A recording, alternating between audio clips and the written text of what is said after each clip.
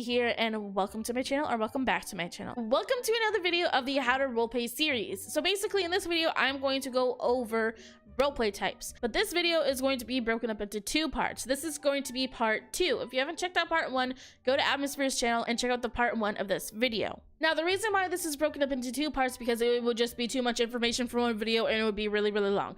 So basically what I'm covering in the roleplay types is first person and improv.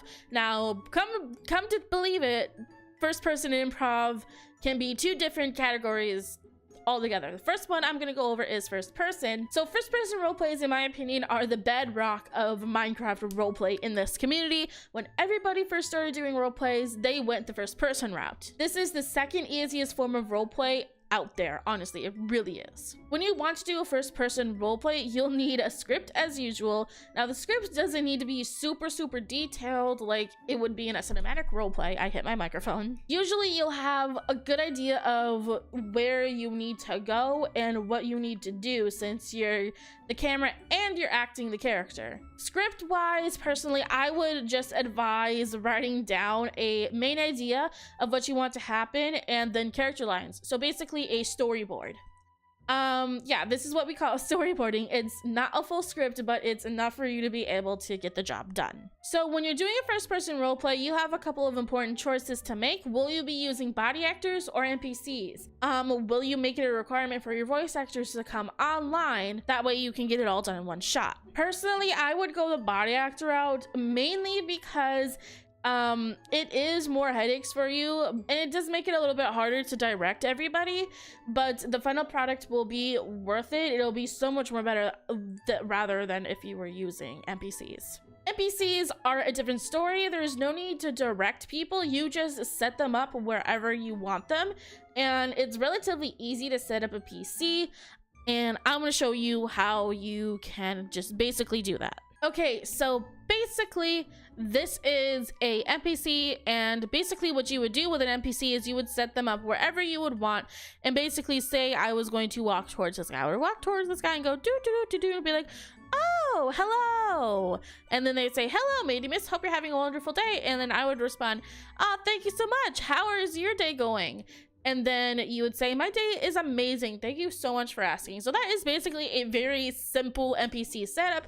If you want to see like a further in-depth way of how to set up an NPC, I will leave a card in the right hand corner, because we're going to do an in-depth video on how you can set up NPCs and everything, and when that video comes up it will be in the right hand corner of the screen. So yeah, now moving on with the rest of the topic, you can always make it a requirement for your voice actors to be able to come online.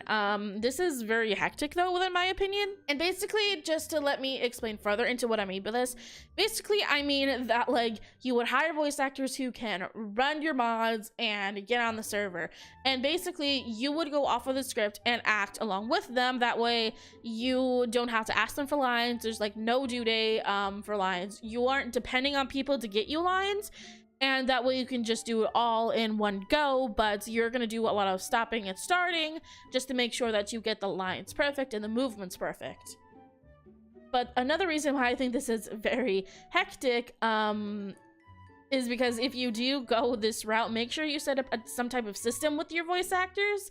You know, only pull in those who you need for specific scenes and have others wait their turn.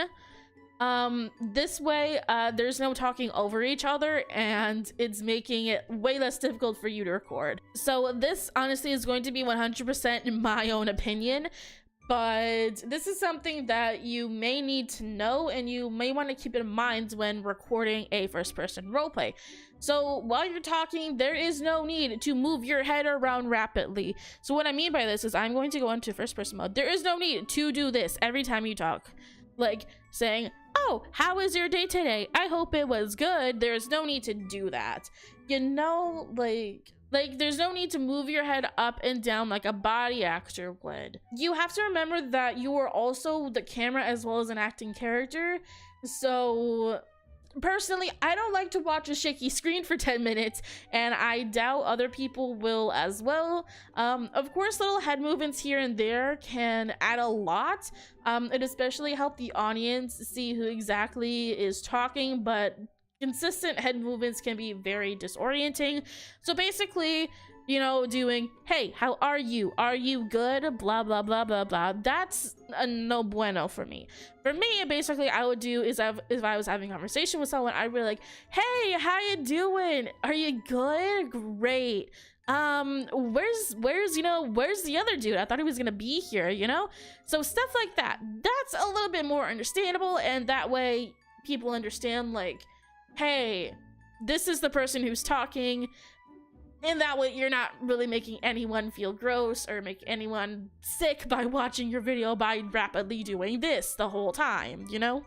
Okay, so now we are gonna move on to the improv part. So basically, improv roleplays are honestly certainly the easiest form of roleplay to make, but still there is some effort required in it. It really depends. For improv, you can push improv out like as much as you want, depending on your storyline and everything. I used to work for a network who did improv role plays every single day, so they would upload daily content of improv role plays.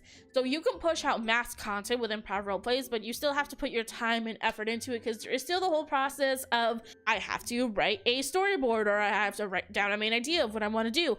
Oh, video is recording, we need to go to recording, we need to record it. Oh, video edit, need to edit this video. Oh, upload, tags, description, title, blah blah blah. All that still takes effort, but still, in my opinion, is one of the easiest types of role plays to do, and honestly one of the most clickbaity type of role plays to do. But honestly, you don't really need a definition of what an improv role play is, but if anybody doesn't know what it is, an improv role play is a form of role play with no script and everything is said in the moment.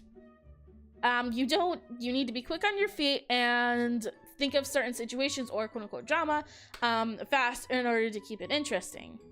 So basically, you just talk off the top of your head.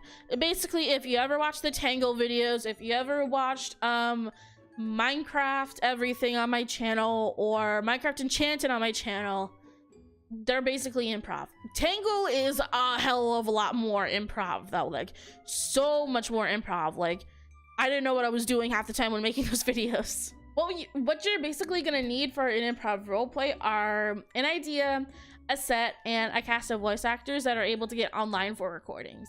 This will just make it easier for you. You don't have to set up NPCs. It'll just be completely improv, since you do need other people to bounce ideas off of each other within an improv series. So yeah, if you do an improv series by yourself with NPCs, it's gonna get real stale real quick, because it's kind of just like, then if you're doing NPCs in an improv roleplay, you're gonna have to there's gonna be a storyline developed somewhere. You're gonna have to write up scripts. It's not just gonna be everything's basically gonna be planned out, and you'll basically be doing a first person roleplay. Then improv is bouncing ideas off of another person and just going with the flow of what you want the episode to be and going off of a main idea. But with this, you also have to make sure that you have to set up a system for your voice actors, because you'll need to have all your voice actors in a call with you. You cannot make them wait your turn. They have to be there with you all the time. So you have to make sure that no one talks over each other. So if voice actors talk over each other, they can either one, direct the storyline or episode in a way that it isn't supposed to go, or two, it'll just sound gross and it'll be too much, and no one wants to hear people talking over each other for 10 minutes straight. So yeah, I hope that helped you guys in some way.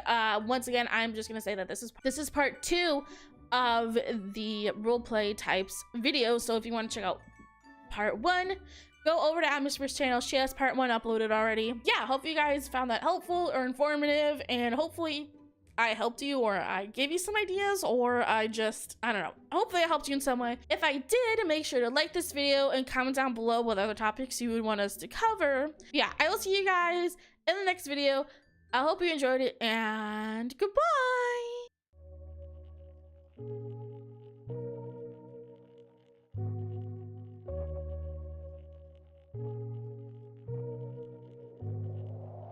I'm relying on your love, and can you let me some, so that if I'm left with nothing at the